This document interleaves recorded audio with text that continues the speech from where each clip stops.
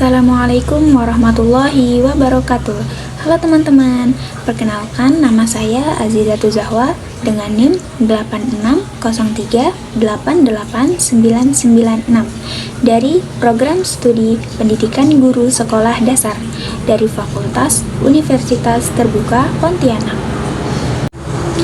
Baiklah, dalam kesempatan video kali ini saya akan menjelaskan materi yang berkaitan tentang peran ontologi, epistemologi, dan aksiologi dalam membentuk dasar-dasar filsafat ilmu. Yang pertama adalah ontologi. Ontologi adalah cabang filsafat ilmu yang membahas tentang objek kajian ilmu. Jadi, ontologi menjawab pertanyaan apa yang dipelajari oleh suatu ilmu tersebut.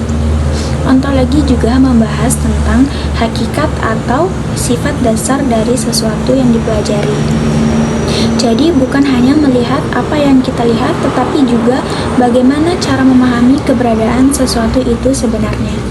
Sebagai contoh, dalam ilmu pendidikan yang menjadi objek kajian adalah manusia, khususnya peserta didik, proses belajar, dan lingkungan pendidikan itu sendiri. Dalam ilmu matematika, yang menjadi objek kajian adalah angka. Begitu juga dengan ilmu-ilmu yang lain.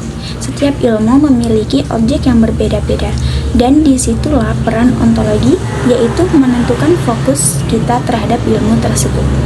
Yang kedua yaitu epistemologi. Epistemologi membahas tentang bagaimana cara kita memperoleh ilmu tersebut. Jadi, epistemologi menjawab pertanyaan bagaimana kita bisa tahu bahwa ilmu itu benar atau tidak. Dalam epistemologi, kita dapat mengetahui berbagai macam metode untuk membangun ilmu pengetahuan, seperti melalui pengamatan atau observasi, percobaan atau eksperimen, membaca, berpikir, dan pengalaman. Misalnya, seorang siswa belajar tentang tanaman. Ia bisa memperoleh pengetahuan dengan membaca buku, mengamati tanaman tersebut, atau melakukan percobaan sederhana. Selain itu, epistemologi mempelajari bagaimana cara menguji kebenaran dari ilmu tersebut. Bisa dibuktikan dengan fakta, apakah masuk akal, dan apakah ilmu tersebut bisa diuji kembali oleh orang lain. Dengan adanya epistemologi, ilmu pengetahuan tidak asal-asalan digunakan, tetapi memiliki dasar yang jelas dan dapat dipercaya. Yang ketiga yaitu aksiologi. Aksiologi adalah membahas tentang nilai dan kegunaan ilmu pengetahuan. Aksiologi menjawab pertanyaan untuk apa ilmu itu digunakan. Dalam kehidupan sehari-hari, ilmu tidak hanya dipelajari, tetapi juga harus dimanfaatkan dengan baik dan benar. Oleh karena itu, peran aksiologi sangat berkaitan dengan etika dan moral. Contohnya, ilmu teknologi bisa digunakan untuk membantu kehidupan manusia, seperti pendidikan, kesehatan, dan komunikasi. Namun, jika disalahgunakan, ketiga teknologi juga bisa membawa dampak negatif. Disinilah pentingnya aksiologi, yaitu untuk mengarahkan agar ilmu digunakan secara bijak dan benar, dan dapat bermanfaat bagi banyak orang.